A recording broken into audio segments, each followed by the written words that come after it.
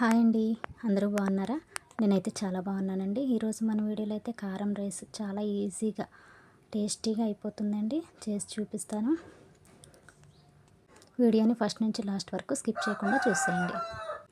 కారం రైస్కి కావాల్సిన పదార్థాలు: పోపు దినుసులు, పల్లీలు, కరివేపాకు, ఉప్పు, కారం, అన్నంలో ముందుగా 2 స్పూన్ల ఉప్పు వేసుకొని 1 స్పూన్ అండ్ హాఫ్ కారం వేసుకొని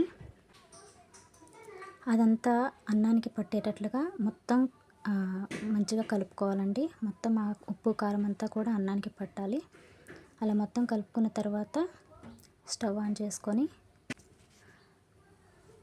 చేసుకొని కడాయి పెట్టుకొని 3 టేబుల్ స్పూన్ వరకు ఆయిల్ వేసుకోవాలి. ఆయిల్ వేసుకున్న తర్వాత పోపు దినుసులు, పల్లీలు, ఎండుమిర్చి, కరివేపాకు ఇవన్నీ వేసుకున్న తర్వాత మంచిగా వేగనివ్వాలండి.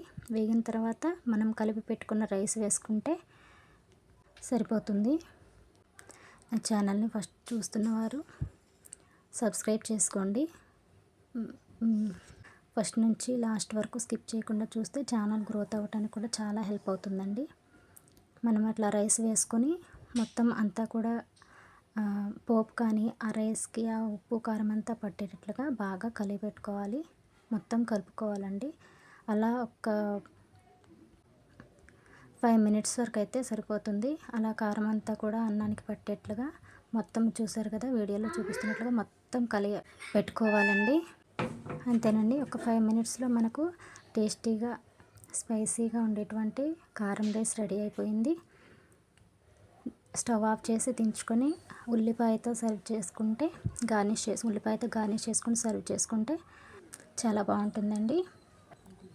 మీకు వీడియో నచ్చితే లైక్ చేయండి, షేర్ చేయండి, సబ్స్క్రైబ్ చేసుకోండి. Thanks for watching.